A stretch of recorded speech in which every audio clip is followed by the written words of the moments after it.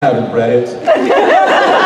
He's like, okay, so in the big fight scene where you've got this person and this person, so we're running into some technical, I'm like, Kevin, I don't know what you're talking about. You also, God love Kevin Marks, you also tell him that every single episode, he comes back to the next episode, I'm like, okay, so you all read the script, you know that this, and you're like, Kevin, we've talked for 2 years. Sorry. I don't read ahead, it messes me up. But even, I think, to kind of expound on kind of what he was saying, I don't think when season 2, episode 1 was filmed, that the writers knew where it was going. A lot of times they have a general idea, or they have 5 or 6 general ideas, and they kind of go with the flow and go with what works, and honest to God, they pay attention to y'all guys to some degree. They pay attention to what we have to say and what seems to work. They'll have a great idea about this character that comes in, and they get along with the boys, and it's like a third brother, not Adam. I'll watch an episode or two and be like, okay, well, you know what? That's just not working. Or there's a girl that comes in, and I think they wanted to play, I don't think they wanted to play Soulless Sam for so long, but they were like, we dig this. And so they dragged it on. I don't think they wanted to play the Amelia story for so long, for so short. And they wanted to be longer, but it didn't have what the story is based on. We didn't get back to Sam and Dean. So I think the writers are sort of Bobby and Dean as well. They work their ass off every day, weekdays and weekends, and I'm grateful for that. But they work their ass off because they're paying attention. They don't just write a script and be like, okay, finish it off. They kind of pay attention, like, okay, well, this isn't, let's massage this away, or let's massage this longer. At the end of every season, there's generally a big cliffhanger. And I always ask our showrunner, I'll say, okay, how are we picking this up next season? And I've never received an answer that is different from, that's what we had 2.5 months to figure out. And they do. They write themselves this massive cliffhanger, and then they're like, okay, I guess we all got to put our heads together and figure out how to get out of it. So they're doing that right now. With the cliffhanger, the massive cliffhanger that you guys received a week ago. They don't want cliffhanger. Thank you for your question.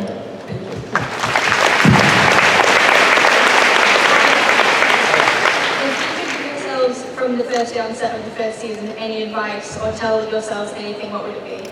Buy Bitcoin.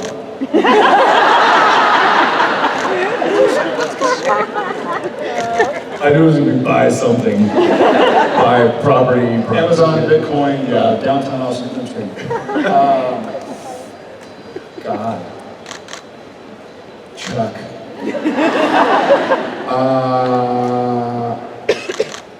I don't know. I'm not trying to avoid the question. It's a great question. But I feel like I kind of feel like everything worked out properly.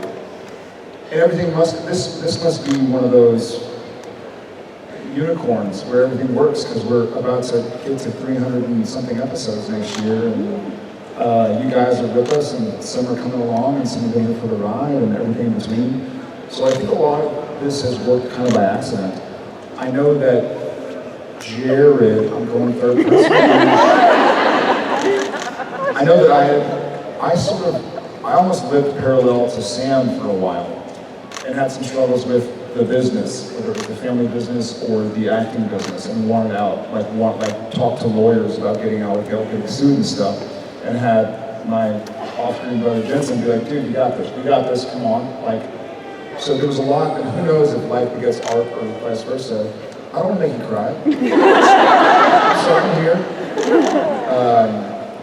A lot of things happened. I sort of grew up with Sam, and I'd only been around for a little bit, but I was still a kid. I was 22, 23, and had a lot to learn. I never worked so hard in my life, and I was away from family, and I was kind of denying. So I don't know. I don't know if there's a lot.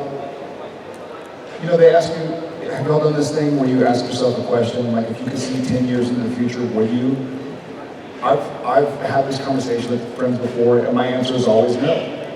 Like if I could see a glimpse of 10 years, 20 years in the future, I would say no. I feel like you're saying a very similar thing to what my response is going to be, which is, if I could talk to my season 1 self, I would say settle in. I would say settle in, not because it's going to be a long ride, but there were a number of years where, you know, he and I have had experience on relatively long-running shows, and we still know that every show gets axed. It's the odds of having a show go this long are, like, I don't even know. It's like winning the lottery. So we knew that this could be fleeting. We also were about to enter into a merge, the networks were merging, and a lot of shows were going to get cut, and we didn't know if we were going to be part of that collateral damage. And so I think for he and I, we were always kind of like, okay, this is where we are now, but let's keep our eyes on the horizon and make sure that we're ready for the next move, whatever that might be. And I never settled into a job because I was either guest starring, I was a reoccurring, I was a regular that didn't have really, you know, maybe it didn't have good ratings, or maybe whatever it was. It was always like, I'd never been on a show longer than a season or two. And so I think if I had the opportunity to tell myself season 1, you know, hey, settle in and enjoy this now.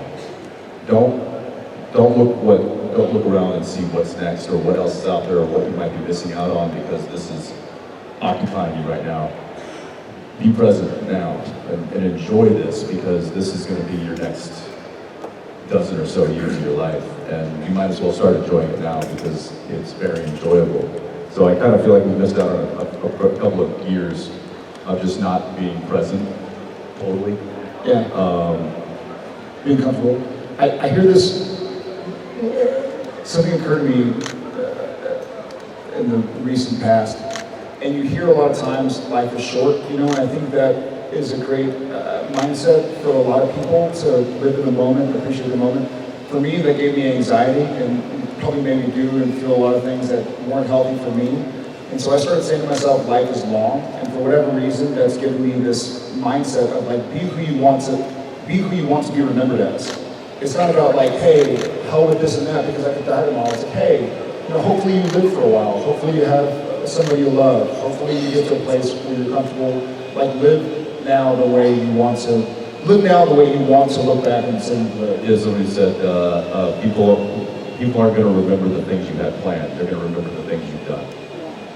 So, thank you.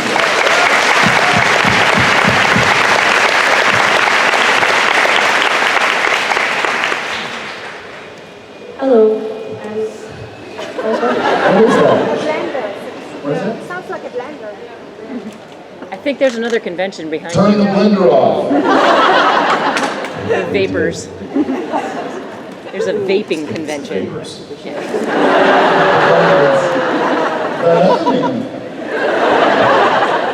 I was wondering of all the sort You're on of three timeout. monsters on the show, which of their death scenes did you have the most fun filming? I'm gonna have a lot of fun filming the death of the blender monster in about 15 minutes. That's a great question. Out of all the main monsters on the show, which one did you have the most fun filming the death? You know what? I hope that's a great smoothie. It's hard to. It's hard to be objective about it, but I really love the build-up to and the death of Lilith. It was cool to film it. It was cool to be a part of it. I know it's one of my life, and I'm probably biased anyways. It's still a song.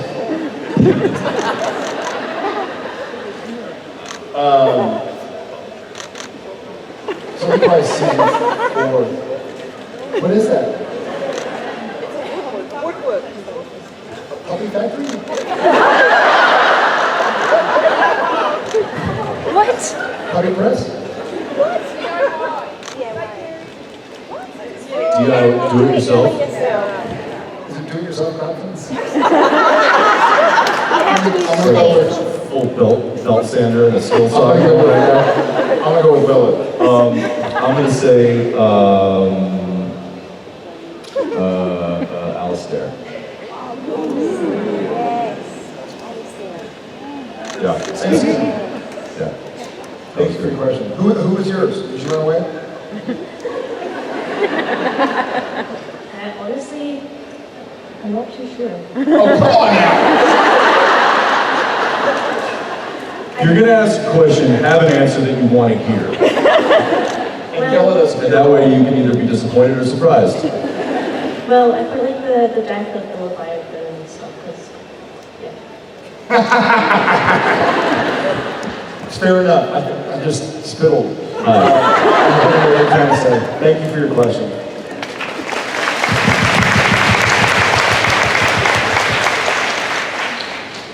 Hi Jensen, hi Jared. Hi. Hi. I'd just like to know that, do you think that prejudice against mental illness in America has changed? I hope it has. Hard to say from the outset. I hope so. I feel like in the last 5, 10, 15, I think I feel like a lot of problems, or what I foresee as problems, which is obviously very opinionated, I feel like a lot of things have gotten better. We have a long way to go, but I feel like we're finally being out on the table with a lot of problems we have both in America and around the world with prejudice against whether it's race or religion or sex or mental wellness or height or weight difference or hair color. I feel like we're starting to tackle things head on as a people. So fingers crossed, and let's keep on trying to spread the love.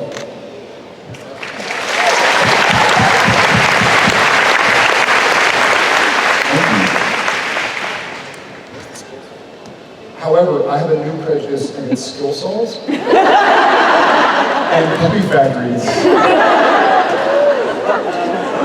He's gonna go Dean Winchester.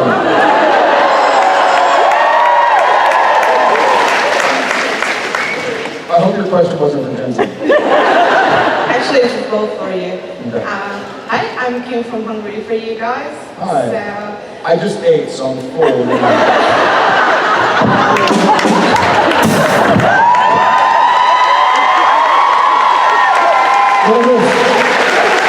Yeah, I had to fly across the pond to get a semi-rim shot. Rim shot.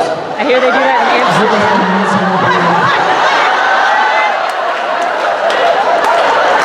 Decent rim shot. Try Should have seen the other Amsterdam. person. He still does that. Yes! 2 rim shots.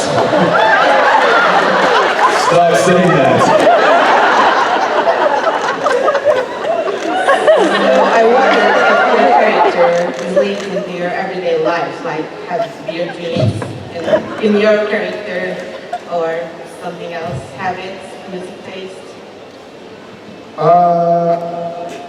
I don't, nothing necessarily obviously quantifiable, nothing tangible that I would think of.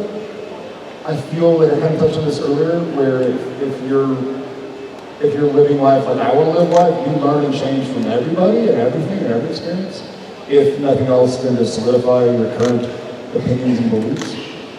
I don't know if I feel something specific about Sam.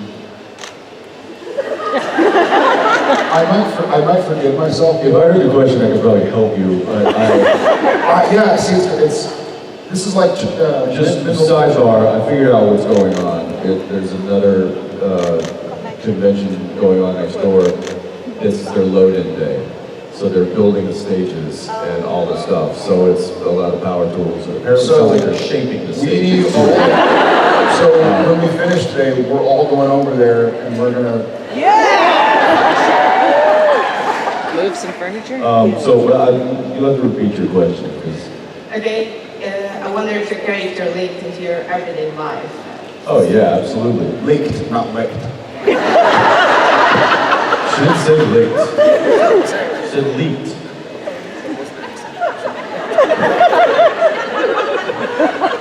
No one heard licked, but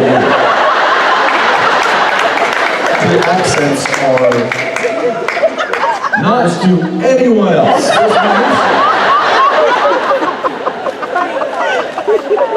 Yes. I have had there have been moments where Dean has certainly not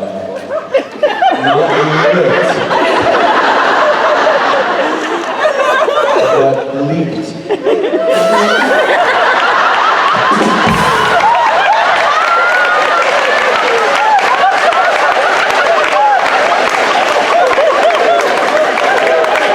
Dean leaked on Jensen. And I leaked back. Did you say he influenced him? He influenced him?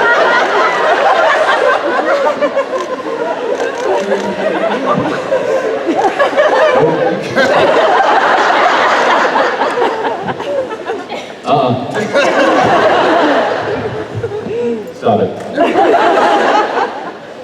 Understood. Thank you.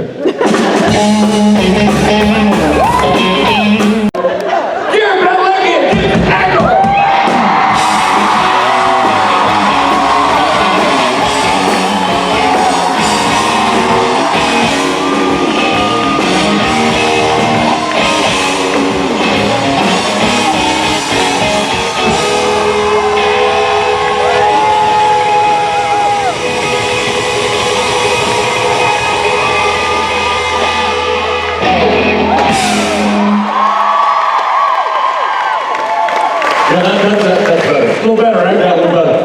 Yeah. Now I understand. I was like, wow, that was a really mediocre entrance. But I just realized that you were just saying goodbye to Misha, which makes more sense. I can really imagine you making one. What the fuck are they playing? You're my angel. What was this?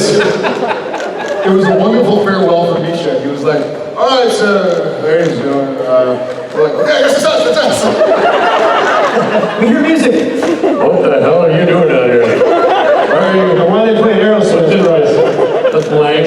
We're not throwing it in, Spade. Seriously, I was like, is that it? We had this whole little powwow backstage going, okay, this is what we're gonna do. We're gonna do it a little differently this time. Right. We're gonna have to intro you in before the music starts playing. So that they did that way you just come on and we can do that. Okay, hold on. Yeah, great. No problem. All of a sudden. Okay, it's us. We're doing this, not doing this. So anyway, we were talking about your backstage, and he says this whole thing, and I'm like, okay, great, that sounds fine. And then I looked at Jared, and I'm like, hey, that's the music. I heard somebody talking. So now there's music. You know what, Jared? What are we doing backstage? Jared, now I understand you. Nobody understands Jared. He's an enigma. Listen, let me tell you something. It doesn't matter how it happened. Yes, you dropped the ball. That's okay. You can do that. It's your show. No ball to be dropped. Well, there you go. As soon as you were holding it out here.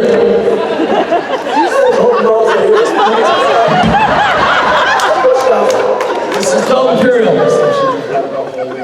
Sorry. You know, before this gets that way, I'm going to get off the stage. But before I do, I'm going to say this. Good people of the UK and surrounding European countries, please. Tim Knackles and Jared Penley.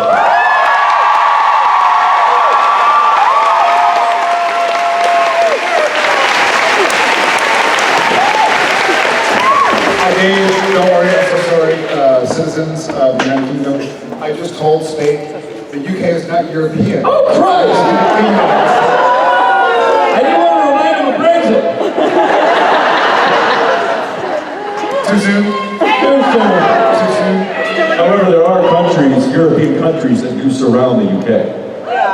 And he said UK as surrounding European countries. That's fair. Thank you, Jensen. Thank you. I'm not this around so much as border, partially. Hi, Birmingham.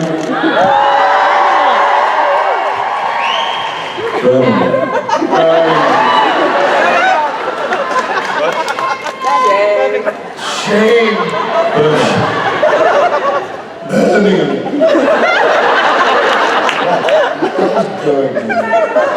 Oh, you're terrible. As a matter of fact, you're terrible. We are very excited to be here. We finished filming almost exactly 2 weeks ago. Right now, So I hope it's going to be some good stuff coming y'all's way. But in the meantime, thank y'all guys for coming out. Do we have anybody who's never been to a convention before? Okay, well, we've been doing this for 10 years. Where the Australia! Come on, guys. Australia? That's not an excuse. That was Somebody that said I wasn't born yet. By the way, someone I know is full of SHIT because they go, Germany! Like in a perfect English accent. Sorry, dude, I've been in Germany and stuff. Why don't you say those times? Birmingham. Peterson, I'm jet Duncan. lagged. I had a few. Anybody else come recently from far away? Yep. There's a bit that every now and again you just nauseous, like, what am I doing awake? Oh, that's right. Okay, 10 minutes later it goes away. So, happy That's to called be being here. drunk. Hi, guys. For those who haven't caught up on our show yet, as far as yesterday's episode, no, you shut your ears. There's the door. There may be some spoilers. Oh, there will be some spoilers. Who's Charity? Remind me what the spoilers are. Oh, yeah, that's a big one. That's right. That's it. That's big. Oh, Lord. This is the first time I've ever had a concession stand. I feel like awesome. I want to see like halfway through the panel, some people are like, well, I need some Cheetos. We don't have Cheetos here. I'm glad y'all are here. I'd be here right now if I could. I think I see some pasties. You call pasties?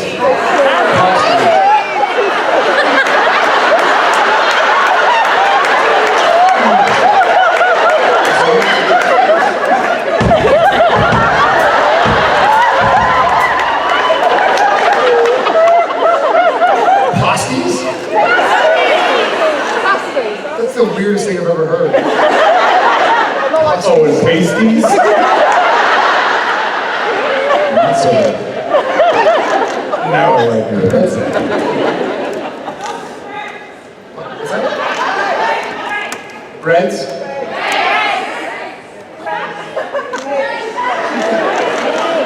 I like.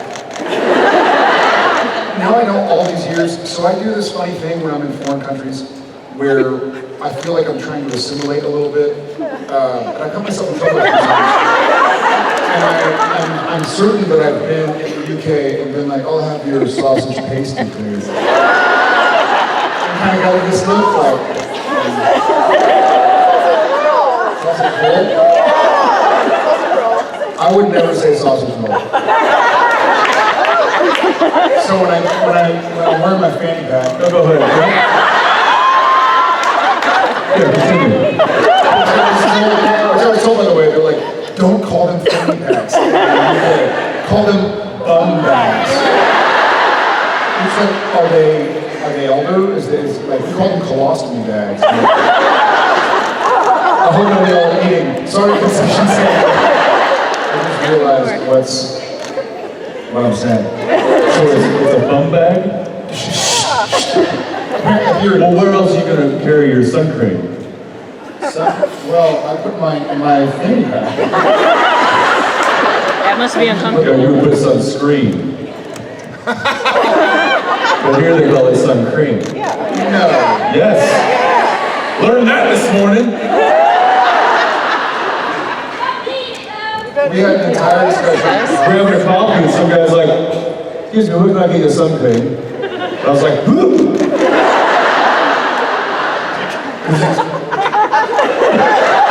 I'll get your coffee. Well, what happens if your sun cream comes in an aerosol can? Sunscreen. I like that. Oh, That sounds like a nice. very civilized. It makes complete sense. We call it sunscreen. It's not a screen at all. It screams the sun. It screens the sun. Block would be. Well, let's zoom through. Let's get back to the bum bag. Translucent. So you've got sun cream and pasties in there. Yeah. Got my fanny pack. And it's just right above your sausage roll. You've got if you're eating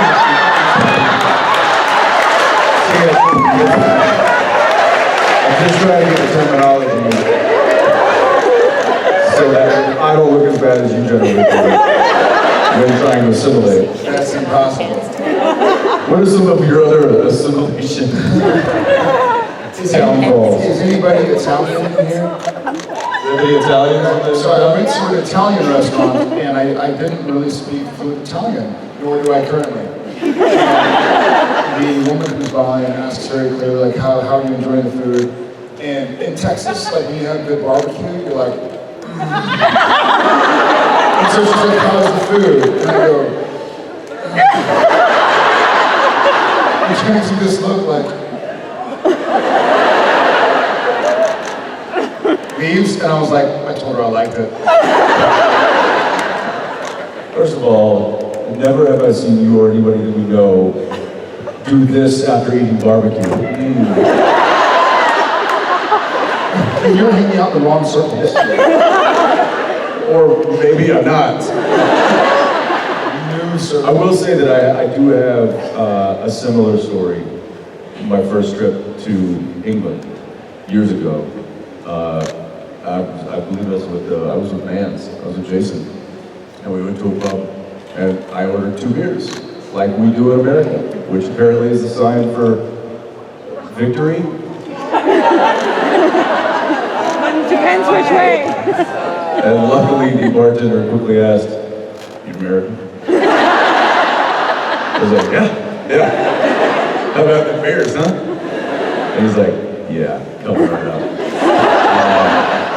So learned that one quick. I was like, "Wow, he was kind of a dick." Just like, what?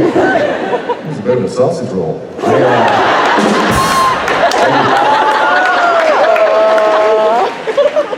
Nice. I will say this, for those who know American hand slang, is that what you was calling it?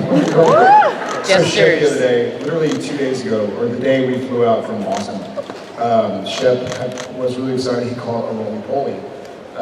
And he said, "Daddy, I caught a roly-poly." And Jen was there, and I was like, "That's cool, kiddo." I was like signing something, whatever it was. And I was like, "How many roly-polis you catch?" And he goes, "1." And I hear Jim laugh. So Shep's here, and Genevieve was here. And I hear Jen laugh, and I'm like, "Oh, cool. What are you laughing at?" And she's like, "Look at your son." And Shep's like, "I caught 1 roly-poly." And I was like, "Cool, kid. Let's use this sticker next time." He's a good one.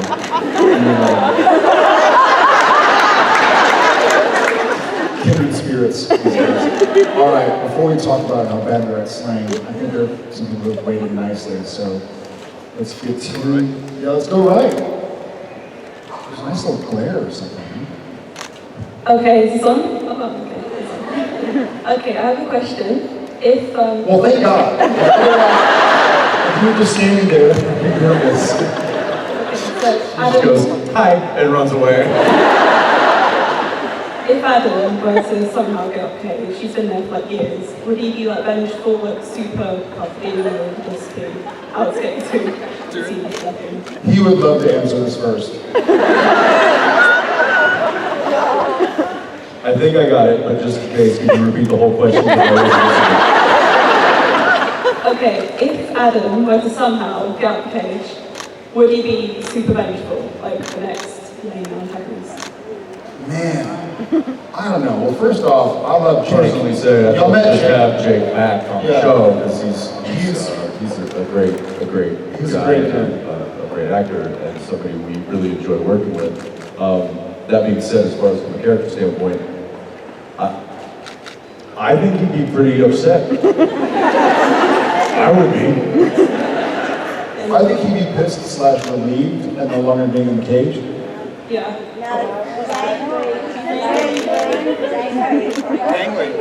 Angry? Yeah, maybe he'd be angry. However, he's messed with the Winchester brothers before. And look where he ended up. The OG impressions. So I'm just saying, you know, There's a gangly.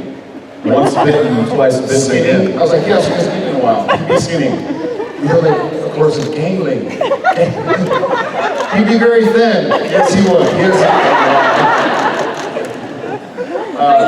Yeah, hopefully he'd be happy, but he'd probably be happy. Thank you so much for your question. Thanks for waiting. Thank you so much. Hi Jensen, hi George. Hi. I just wanted to know, what do you think your most similar character trait is compared to your personality? My hair.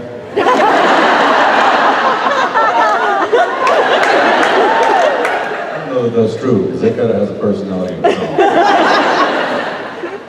Just like Sam's hair. I will say this. So, Jensen laughs at me sometimes. Sometimes. Jared. Jared doesn't usually speak in the third person, but will. Jared reads instruction booklets. So I'm very much sort of I want to research something. If I get into something, I sort of want to know every single possible thing about it. I think Sam is very similar. He wants to pour into the lore. He wants to read all the books he can. He wants to scour the Miller's bunker to learn as much as possible about whatever he's about to. It's the classic archetypes of the Han Solo, being Winchester, guns first, shooting hip, and the Luke Skywalker who's like, wait, I need to study, I need to become a master, I need to do this and that. Neither is right or wrong, but I think it's something I share with Sam.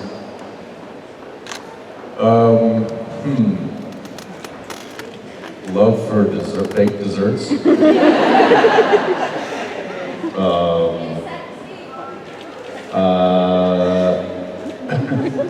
Whereas Jared and Sam read instruction manuals, Jensen and Dean generally just fix everything with a can of WD-40 and a roll of duct tape. Do they even have WD-40 here? Yeah. I don't know, maybe you call it W974. It's like the same formula, but and you carry it in your butt bag or whatever. We don't know what the exchange rate is from WD-40 to Stone. Celsius. WD2 Stone 10. Yeah, I mean, there are certainly a lot of things that I do have in common with the character, and things that I don't. But yes, his love for baked desserts and his love for good music, I think, is certainly a couple of those things. Thank you. Thank you. Thank you. Hi, I have a question.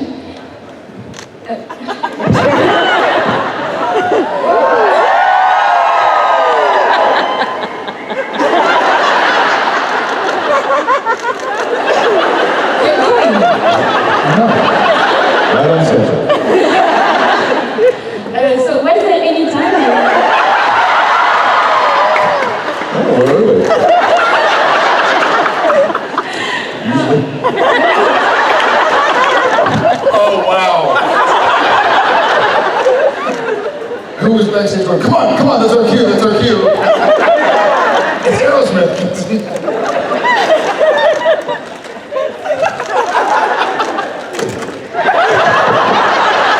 That's a little clarification. Bonjour. Bonsoir. Are you from France? Yeah. Thank God. Because we were saying bonjour and bonsoir. Because she said bonjour at the very beginning. I did. So my question was, We're going to blame the jet lag. Always thinking this guy. my question was there any time during the show where you read the script and was like, why would you do that to your character? Yes. A lot. I'm gonna laugh first because you're so wonderfully patient that like 3 times she's like, my question is, and then we're being idiots. She's like, my question is, idiots. My question is, we're being idiots. She goes, okay, my question was.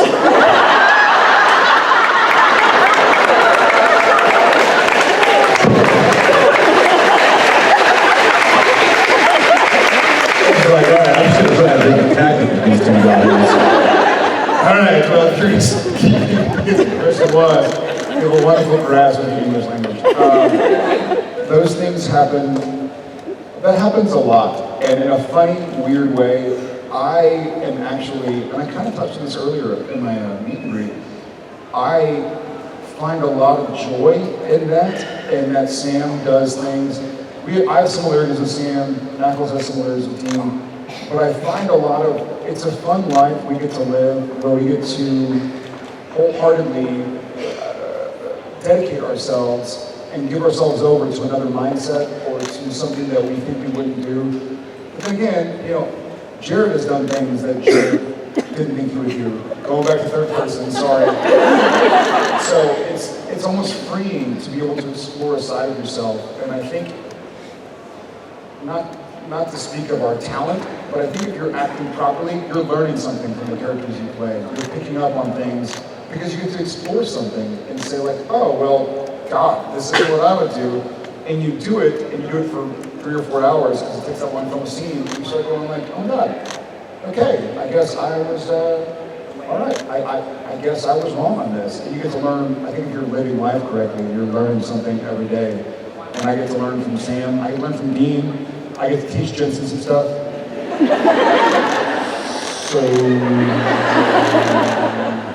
So yes, but it happens constantly. I love Leanne. I don't think Sam would have lived with Amelia.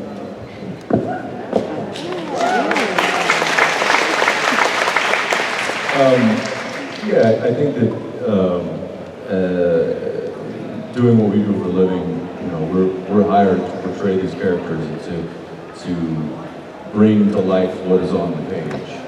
And sometimes that can be challenging because it might challenge what you think about the character. And I will say that you know, our writers they're great, and they have been great throughout the years, and they continue to be great now. And sometimes they challenge us, and we accept the challenge, and sometimes we get challenged and challenge them back. And say, you know, I just don't think that this is something that makes sense for a character that I've played now for 13 years.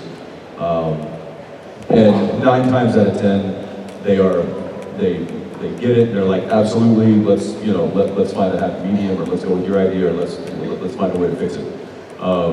Sometimes they're like, no, we really want you to try this, and we want to take this moment or this scene a certain way because of what's coming down the line. And then it becomes challenging, and then it's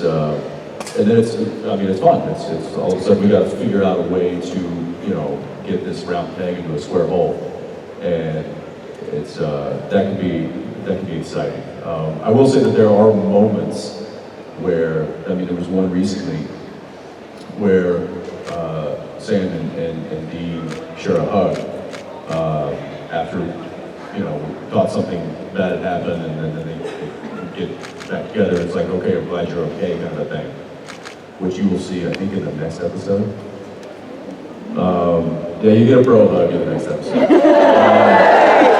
But you know, we've had a few of those in the past, and a way to kind of make that unique or special to that moment, he and I we played this almost like we don't need to hug right here in this moment, but I'm gonna hug, and then I'm gonna realize, okay, well, maybe I didn't need to hug there. Let's just get back to work as quick as possible. But it was that kind of like feeling and that struggle. It was that struggle to find that compassion with each other that was written on the page, and it was fun for us to find a way to do that. So, yeah, I mean, there's little moments like that written all the time where I'm like, I don't know how I'm gonna do that. But then, that's the great thing about working with somebody for so long, is you figure out a way to do it, you find a way. And he touched on two different options. One, we disagree, but we go with it. 2, we disagree and we challenge the writers. There's actually a third option, which is we disagree and decide to just change it and don't tell the writers. So by the time we figure out, it's too late.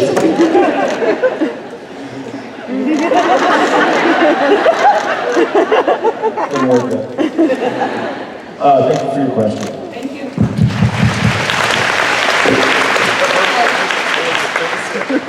My question is, what's the thing you most enjoyed about filming season 13? Was there a scene or an episode that you enjoyed most? I'm gonna say a through line. Some of y'all got to meet Alexander yesterday. Yeah. One of my favorite things, the first thing that popped in my head was he and I both love Alex. He's a great guy. He reminds us of a young Misha. He's very intelligent. He takes his job seriously, and then he shows up with us. It was fun to welcome somebody on the set who was truly so gracious, so hardworking, so talented, and really just mess with him as much as possible. But it felt good to welcome somebody to the family. Now, we don't know how long we're going to be around. As far as Supernatural in general, we know at least one more season, so thanks, guys. It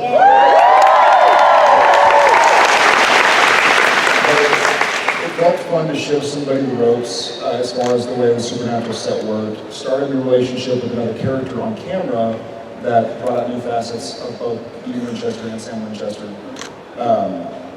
And just have a good time with somebody. And it feels good to welcome people to the family.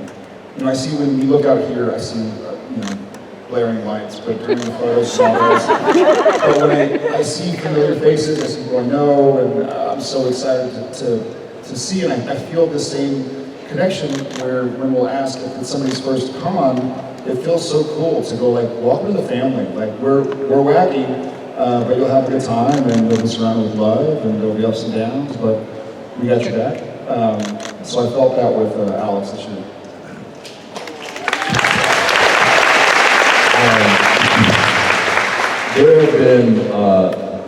There have been a lot of remarkably challenging days of filming this season for a variety of reasons. One was just a couple of months ago, we actually stopped filming because the rain was so heavy that literally we couldn't salvage like the cameras, and we couldn't keep the actors from being completely soaked in a matter of seconds. And we actually just stopped. Everybody just like cover all the cameras, cover all the equipment, and find shelter. And you were not in that scene. You were, but you come in later. So you were in your trailer during that monsoon. And you were waiting, you're like, what is taking so long? No, he was kind of texting me, he's like, hey, is everything okay up there? And I'm like, we're not filming, which I think is like one of the first times, maybe the second time in 13 years that we have stopped because of Mother Nature. And then there was another challenging day for me was the season finale. I won't give anything away, but what I had to endure for an entire shooting day was, we went 13, 14 hours that day. And it was 2 days, that's right, it was 2 full days. And the physicality of what I was having to do was tougher than I'd had to deal with in a long, long, long time. Now, why I'm bringing, you asked me what our favorite part of the season was. We're done.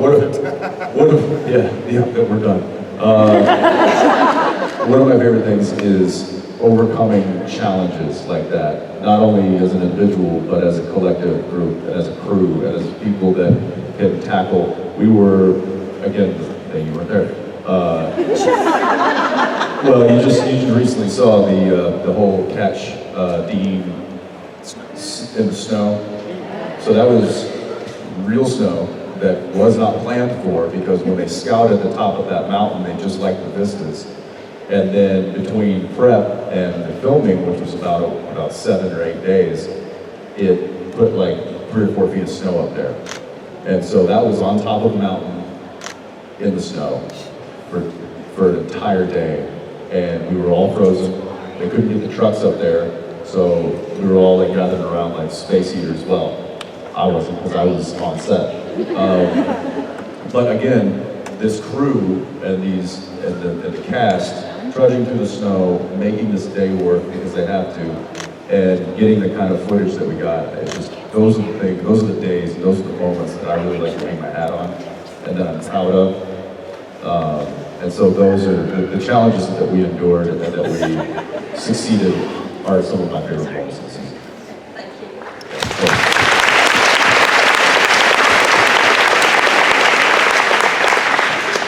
Hello. So I have a question from my cousin. She couldn't be here today, but she wanted to know. It's from Wi-Fi. It's from what? A long time ago. Sorry. She wanted to know in season 2 when John, just before he died, he asked him to kill Sam Biggs and became a demon or something. Jensen.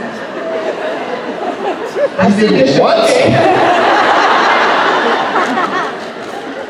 So she wanted to know if Jensen knew at that point what the story was going to be for the rest of the season 2 and season 3, or if she discovered at that point that Sam was going to Get written off? No, I did not.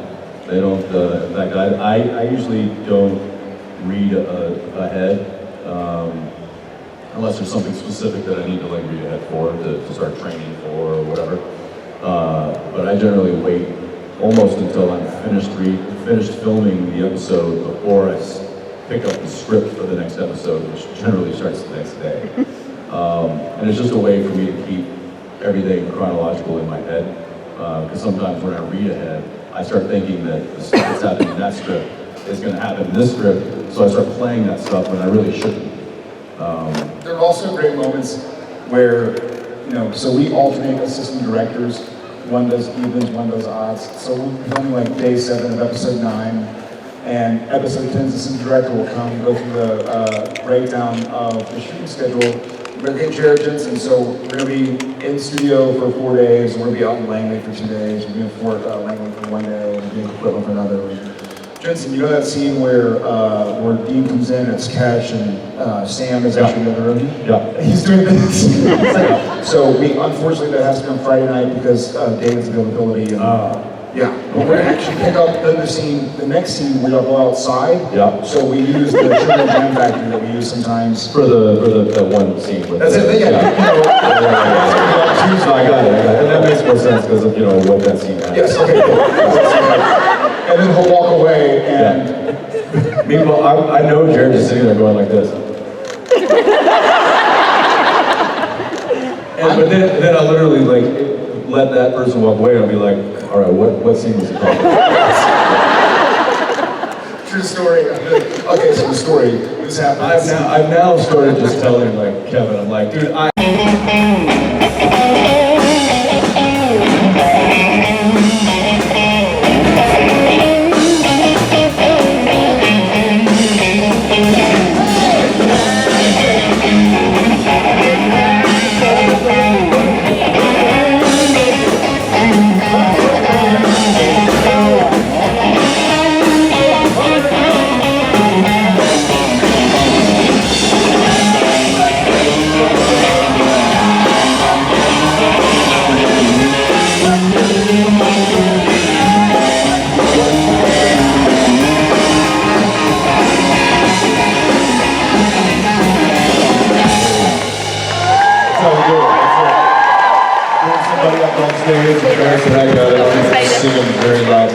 Well, you are sitting there. I'm trying to make them relax. that way. Yeah. Jensen would like to introduce you. This is Anna. No. Stay there. Anos. Anu.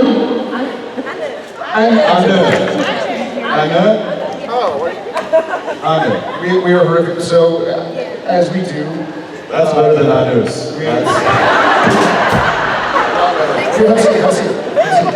So we invite the last question up on stage to give a look to their supernatural family and say the question. I know, this is what we get Sarah, a lot of lights. So what is your question? Actually, I haven't invited them.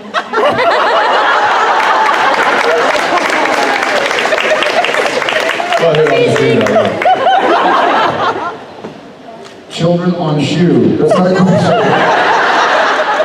My question was, if your children ever expressed any interest on being or playing a small part in the show, and would you ever let them? That's a great question. Yours? Our children? No. No and no.